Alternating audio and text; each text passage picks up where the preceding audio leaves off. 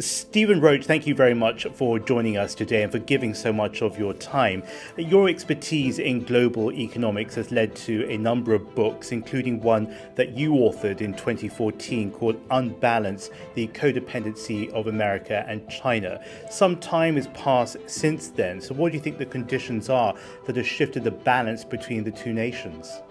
Well, the book ended on a note of a great question. I said that a codependent relationship, in particular that between the United States and China, was not a stable and sustainable relationship. And the risk was that one of the partners would go its own way, and that would lead to a reactive response by the one who was left behind.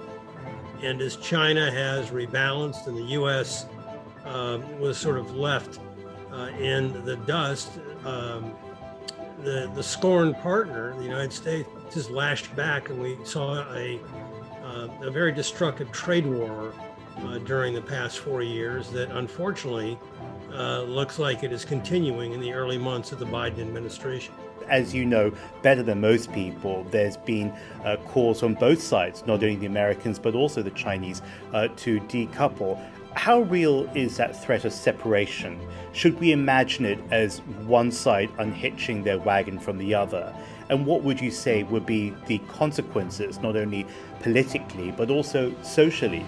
Decoupling is a slippery concept, and yet there are visible manifestations of, certainly from the U.S. side, of an effort, in particular on the technology front, to wean America's dependence on China-centric supply chains.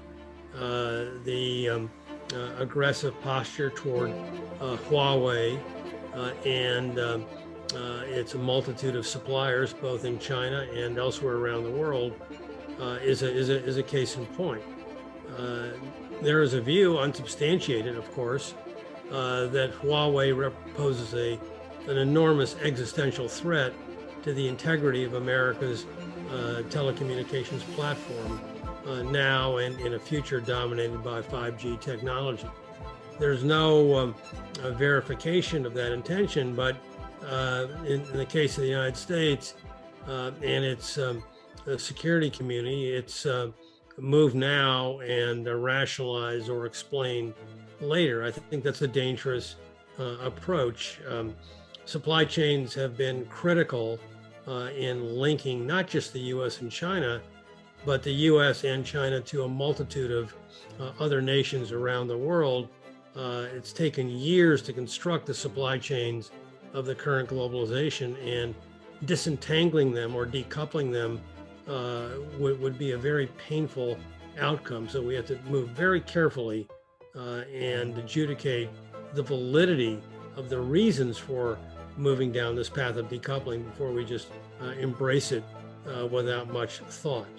Well, you obviously care very much about the world and the state of the world and the humanity within. So in the last question, may I ask you about what you would say to people who are living through this chaos and who are deeply confused about what lies ahead? What would you tell them, not as an economist, not as an academic, but simply as Stephen Roach?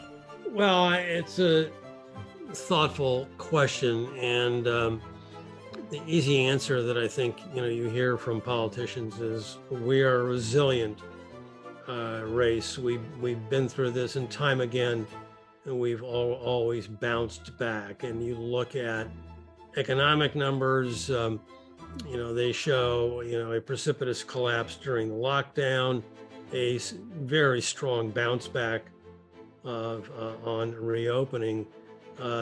We've got to do more than just extrapolate on the basis of the arithmetic snapback of reopening. Of course, we were going to have strong numbers post lockdown, but we've got a lot of heavy work to do before we can speak with great confidence about the inherent resilience of our system. Resilience is something that has to be earned, not taken for granted.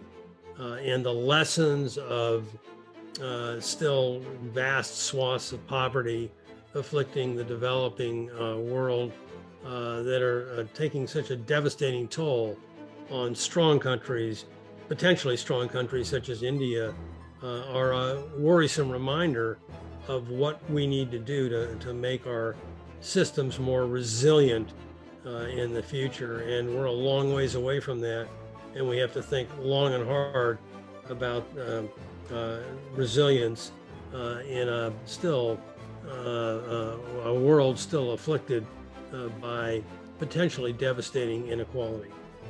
Stephen Roach, Senior Fellow at the Jackson Institute of Global Affairs at Yale University. Thank you very much for your words of advice, which we'll listen to very carefully. And thank you for steering much of the world today. Thank you very much. Pleasure.